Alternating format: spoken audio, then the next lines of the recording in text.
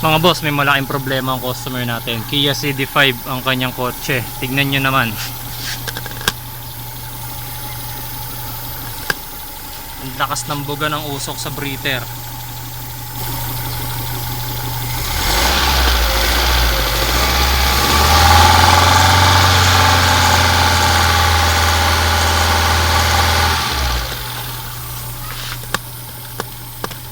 Yan.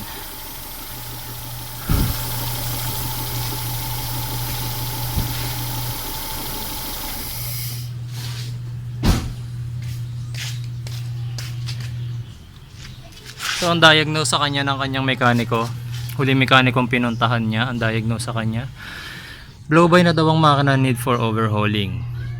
So dinala niya sa akin to for second opinion. Tapos anong nangyayari, minsan tumataas minor niya, minsan bumababa. So tignan natin guys kung kaya ng magic ni Jeep Doctor yung problema ng Kia CD5 na to. Bisa gagas ko dito. Ayan.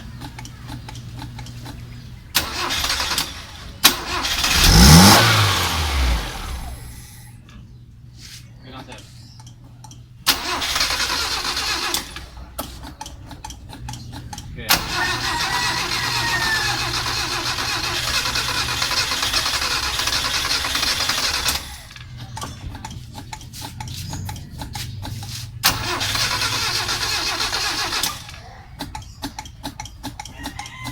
Okay. Dahil lang sir, huwag masyadong igas kasi ano, mas nalulunod yung makina kung may gasolina na. Dahil lang sir.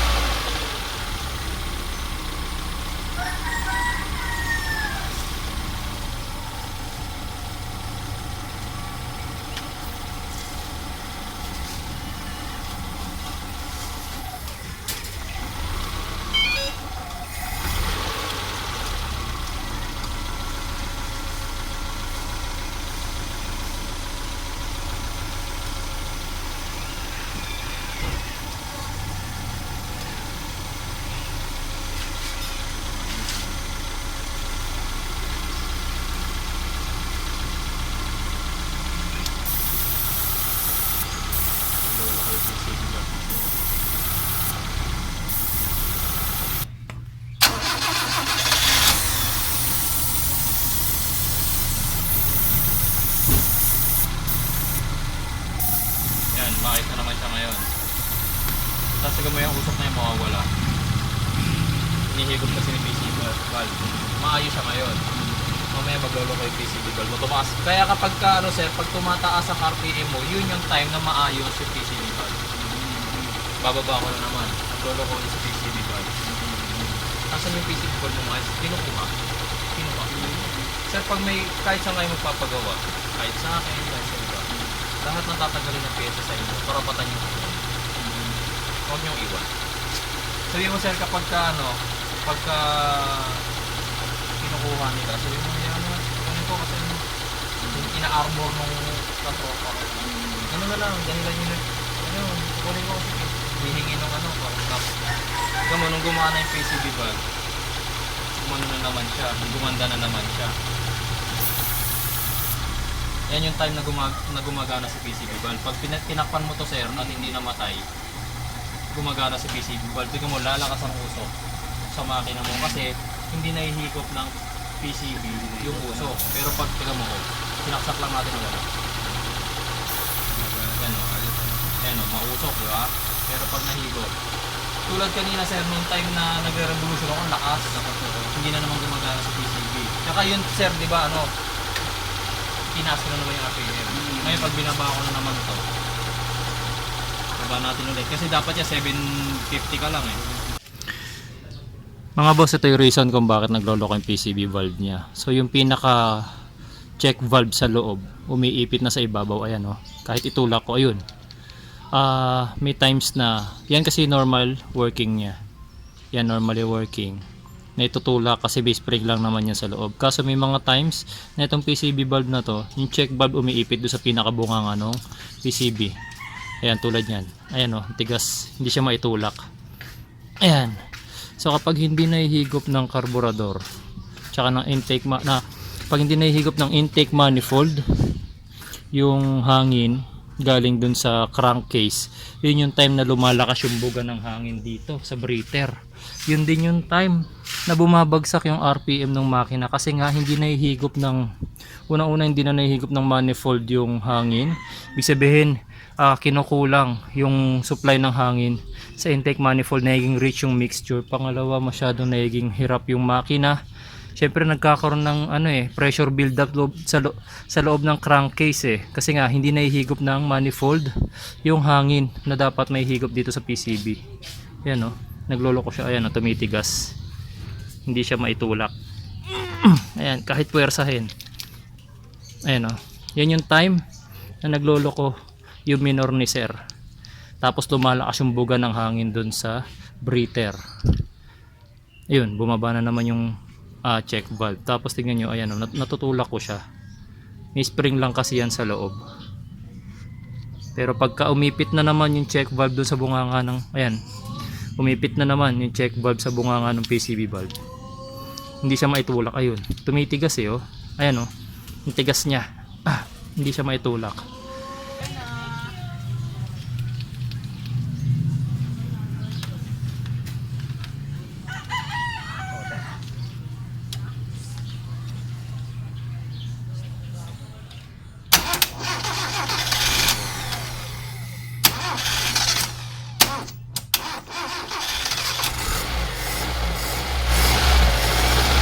Usok mga boss oh. Grabe. Nakikita nyo ba dyan kung gaano kalakas ang usok ng breather?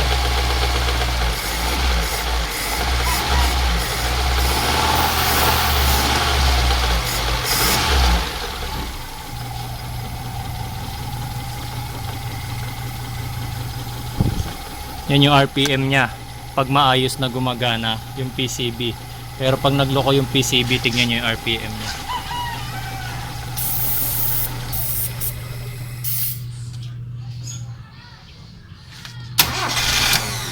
Ayan. Pag naglolo ko yung PCB niya, halos ayaw mag-start ng makina.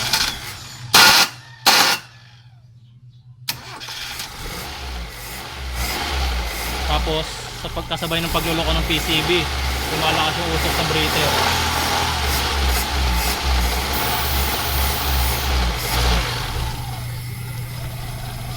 Ayan. So, umayos na ulit yung PCB. Gumana na naman. Tapos tingnan nyo, wala nang usok sa breather.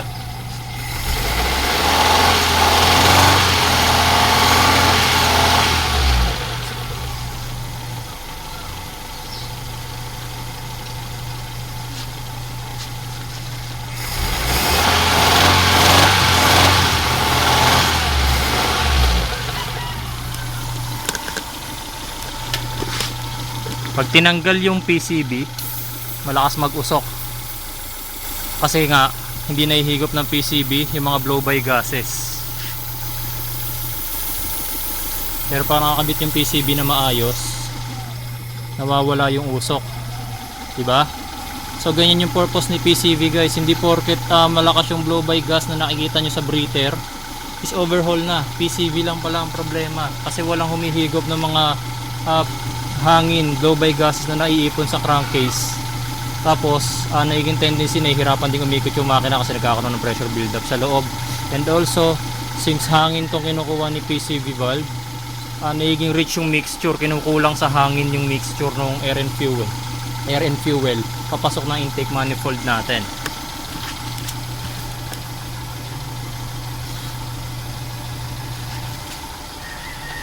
Pakakabitan na natin siya ng bagong PCB valve. Tignan mo to sir, diba medyo mausok? Pangit lang kasi yung PCB valve mo na nabili kasi circuit. So, pag ito nilagay ko,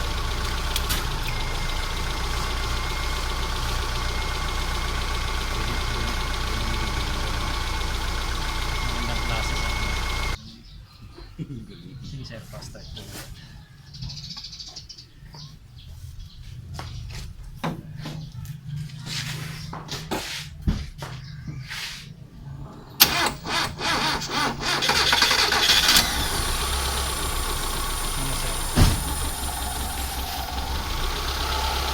Ito yung nakakabit PCB valve ko.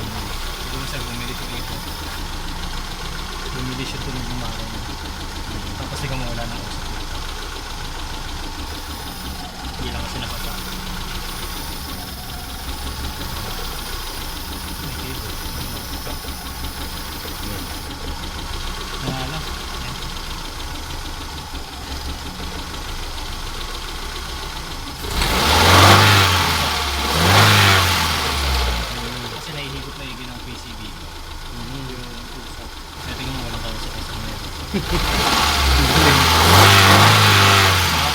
Yan ba yung sinasabi nilang Blowby? Sa PCB lang, diba? Nasa ano mo niya sir? Trick, konting trick lang. Wala nang usok. Diba?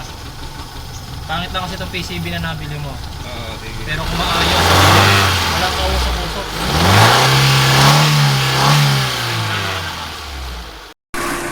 Yan, wala nang kausok-usok.